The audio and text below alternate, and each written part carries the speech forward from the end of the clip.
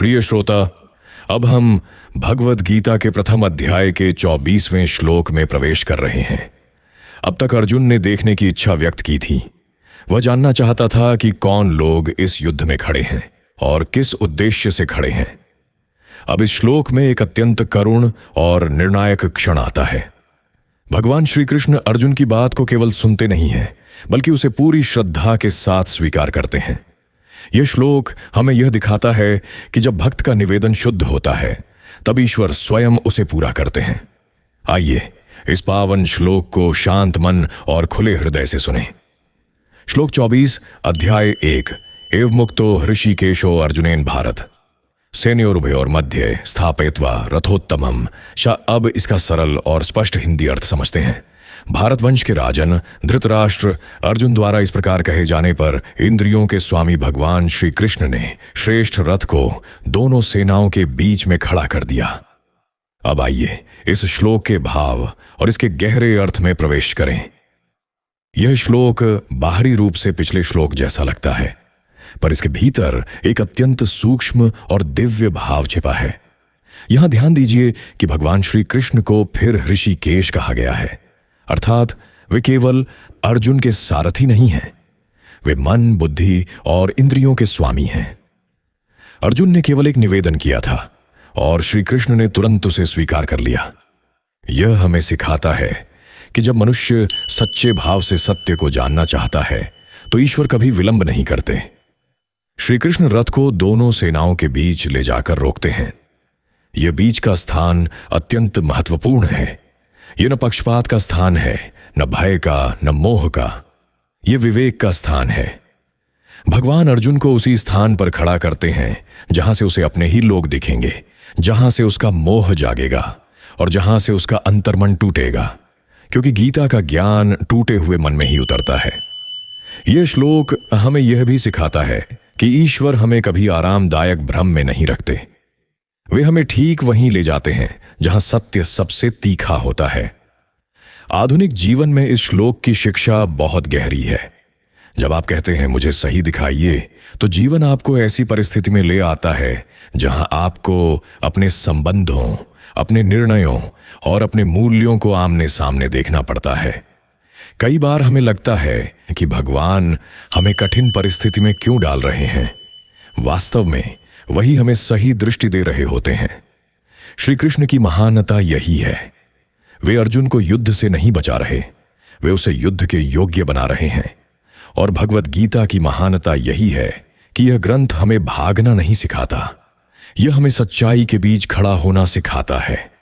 यह श्लोक हमें याद दिलाता है कि जब हम ईश्वर से मार्गदर्शन मांगते हैं, तो वे हमें सही दिशा ही नहीं, सही स्थान भी देते हैं, और वहीं से मनुष्य का वास्तविक आत्मबोध आरंभ होता है। प्रिय श्रोता, अब हम भगवद गीता के प्रथम अध्याय के 25वें श्लोक में प्रवेश कर रहे हैं। अब तक भगवान श्री कृष्ण अर्जुन को दोनों सेनाओं के बीच ला चुके हैं। अर्जुन देखने की इच्छा प्रकट कर चुका है, और अब वह क्षण आता है जब देखने की प्रक्रिया पूरी होती है और देखने का प्रभाव शुरू होता है। यह श्लोक वह बिंदु है जहां बाहर की दृष्टि भीतर के तूफान को जन्म देती है।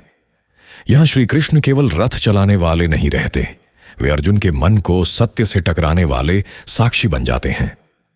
आइए इस श्लोक को श्रद्धा, धैर्य और खुले हृदय से सुने। श्लोक 25 अध्याय 1। भीष्म द्रोण प्रमुखतः सर्वेश्याम च महीक्षिताम उवाच पार्थ पश्यैतान संवेतान कुरुनिति। अब इसका सरल और विस्तृत हिंदी अर्थ समझते हैं। भगवान श्री कृष्ण ने भीष्म, द्रोणाचार्य और अन्य सभी राजाओं के सामने अर्जुन के रथ को खड़ा कर दिया, और तब अर्जुन से कहा, हे पार्थ, इन एकत्र हुए कुरुओं को देखो। अब आइए इस श्लोक के भाव और इसके गहरे जीवन संदेश को समझें। यह श्लोक सुनने में शांत है, पर इसके शब्द अर्जुन के हृदय में बिजली की तरह गिरते हैं। पश्येतान, देखो इन्हें। श्री कृष्ण कोई उपदेश नहीं दे रहे, वे कोई निर्णय नहीं सुना रहे, वे केवल कह रहे हैं देखो। और क्या देखो? भीष्म को देखो जो बचपन से संरक्षक रहे, द्रोणाचार्य को देखो जिनसे अस्त्र शस्त्र सीखे, राजाओं को देखो जो कभी सम्मान के पात्र थे। श्री कृष्ण अर्जुन को शत्रु नहीं दिखा रहे, वे संबंध दिखा रहे हैं। यही गीता की महानता है। यह हमें यह नहीं सिखाती कि जीवन सरल है, यह हमें यह सिखाती है कि जीवन सत्य से भरा है। यह श्लोक हमें बताता है कि जब ईश्वर हमें सत्य दिखाते हैं तो वे उसे सजाकर नहीं दिखाते, वे उसे जैसा है वैसा ही सामने रखते हैं।